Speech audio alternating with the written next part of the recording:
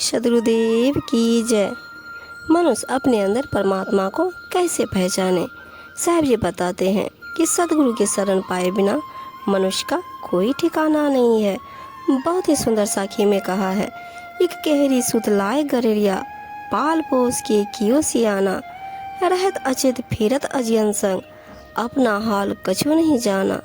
एक केहरी सुत आए जंगल से, देखत ताही बहुत सकुचाना, पकड़न भेद तुरत उन देना, आपन दशा देख मुस्काना। मिर्गा नाभि बसी कस्तूरी, वह मूरख ढूंढत चौगाना, करत सोच पछतात मन ही मन, यह सुगंधी कहाँ से आना। अर्ध अर्ध बिच डोरी लागे, रूप चखा नहीं चाहत बखाना, कहे कबीर सुनो भाई साधु, उल्टा रहा शुद्ध हम ताना। कहते हैं, एक बार भेड़ बकरियां पालने वाला गरड़िया जंगल से शेर का एक बच्चा ले आया और उसे अपनी भेड़ बकरियों के साथ पाल पोस कर बड़ा किया।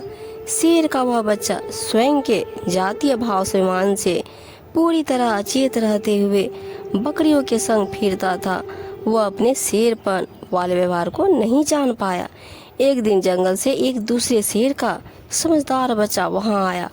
भेड़ बकरियों के साथ रहने वाले उस शेर के बच्चे को देखकर बहुत सकुचाया कि शेर का यह बच्चा कैसा मूर्ख बना है, जो भेड़ बकरियों के साथ रहकर स्वयं को भी भेड़ बकरी समझता है। तब उसने उस भेड़ बकरी बने शेर के बच्चे को उसके पकड़ने का भेद बताते हुए समझाया कि तू तो शेर का बच्चा है और ये सब भेड़ बकरियां हैं। इस गरड़िए ने तुझे बचपन से ही पकड़कर अपनी भेड़ बकरियों में रखा है, इसलिए भेड़ बकरियों के संग रहते रहते हुए तू अपने आप को भी वही मान रहा है। अपने पकड़े जाने का भेद जानकर शेर का वह बच्चा क्रोधित हो जाता है और जोर से दहाड़ा। फलतः सभी भेड़ बकरियों के साथ गरड़िया भी डरकर वहां से भाग खड़ा हुआ। फिर शेर का बच्चा गरजते हुए वन की ओर चला गया। भेड़ बकरियों के संग रहते हुए उस शेर के बच्चे की जैसी अचेत दशा थी, वैसे ही देह में रहते इस जीव की है। अनादिकाल से अमर अविनाशी चेतन जीव देह में रहते रहते स्वयं को देह मानता है और देह के साथ दुखी सुखी रहता हुआ उसके बनने बिगड़ने को अपना समझता है तथा इधर उधर भटकता है।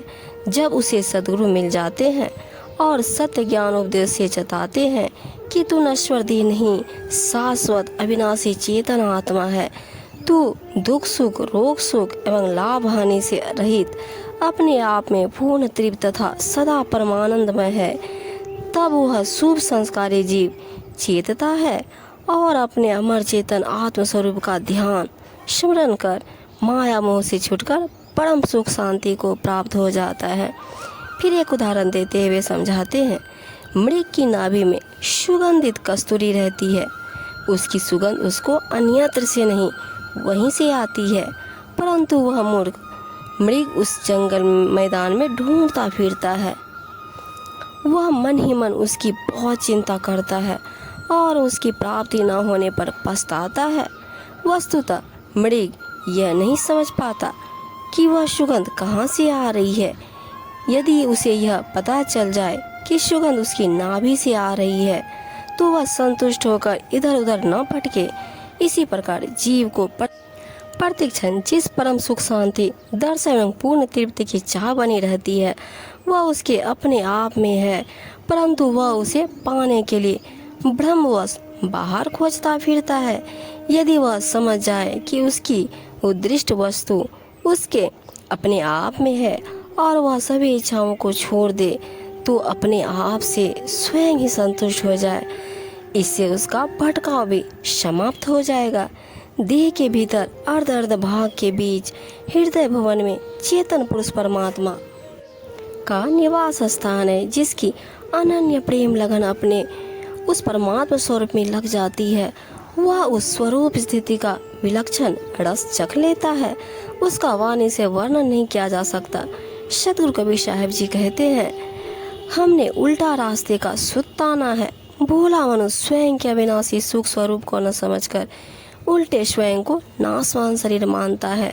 जब तक जीव सद्गुरु की शरण में जाकर निज आत्म स्वरूप का सही परिचय ज्ञान नहीं प्राप्त कर लेता, तब तक वह ईश्वर परमात्मा अथवा सुख आनंद के लिए जगत में मारा मारा फिरता है।